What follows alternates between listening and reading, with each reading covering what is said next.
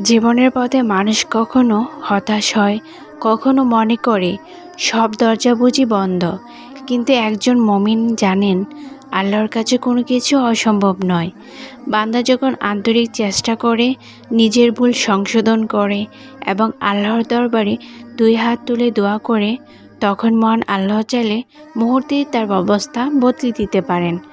ভাগ্য কোনো স্থির শিলালিপি নয়, বরং ঈমান, আমল, চেষ্টা ও দোয়ার মাধ্যমে আল্লাহর অনুমতিতে তা পরিবর্তিত হয়।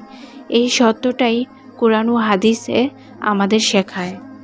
কোরআনের আলোকে ভাগ্য পরিবর্তন। ১.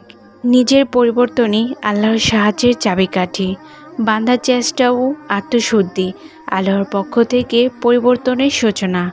আল্লাহ তাআলা বলেন, নিশ্চয়ই আল্লাহ কোনো জাতির অবস্থা পরিবর্তন করেন না যতক্ষণ না তারা নিজেদের অবস্থা নিজেরা পরিবর্তন করে। সূরা আর-রাদ আয়াত 11। ২. ভাগ্য পরিবর্তনের শক্তিশালী মাধ্যম দোয়া কেবল প্রার্থনা নয়, এটি আল্লাহর সঙ্গে বান্দার সরাসরি সংযোগ। আল্লাহ তাআলা বলেন, তোমাদের রব বলেছেন, আমাকে ডাকো, আমি তোমাদের ডাকে সাড়া দেব। সূরা গাফির আয়াত 60।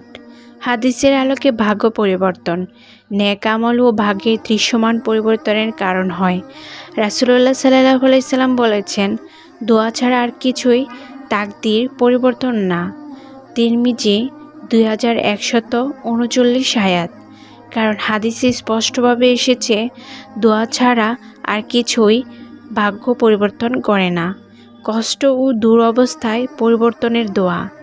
রাব্বি ইন্নী লিমা আনজালতা ইলাইয়া মিন খাইরিন ফাকির।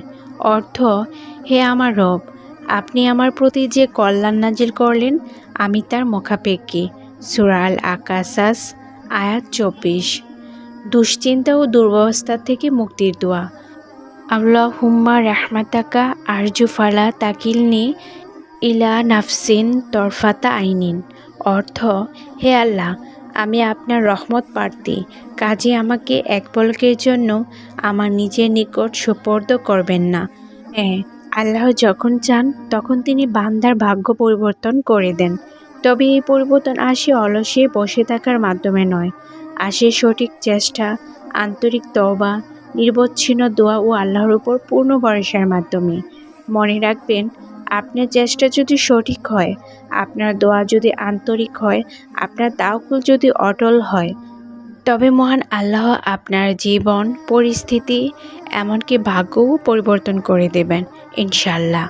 আল্লাহ তাআলা আমাদের সবাইকে দোয়া কবুল হওয়ার সৌভাগ্য দান করুন এবং আমাদের তাকদীরকে দুনিয়া ও আখিরাত উভয়ের জন্য কল্যাণকর করে দিন।